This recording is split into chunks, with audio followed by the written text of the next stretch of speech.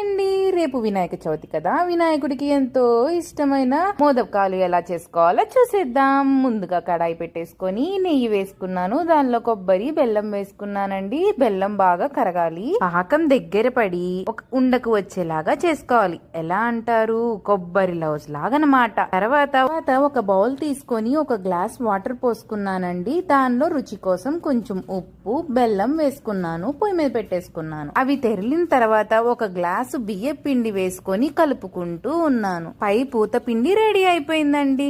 చూడండి మా అమ్మ ఎలా చేస్తుందో. అలా పిండిని చపాతీలాగా చేసుకొని దానిలో మనం ముందుగా చేసుకున్న కొబ్బరి లౌజ్ని దానిలో పెట్టేసుకొని మోదకం షేప్ చేసుకోవాలండి. మా ఇంట్లో మిషన్ లేదు, అందుకని మేము స్పూన్ తోనే షేప్ చేసేసుకున్నాం. తర్వాత ఇడ్లీ పాత్రలో ఆ మోదకాలు చేసుకున్న పెట్టుకున్నాము. ఆవిరికి ఉడికించుకున్నానండి. మోదకాలు రెడీ అయిపోయాయండి.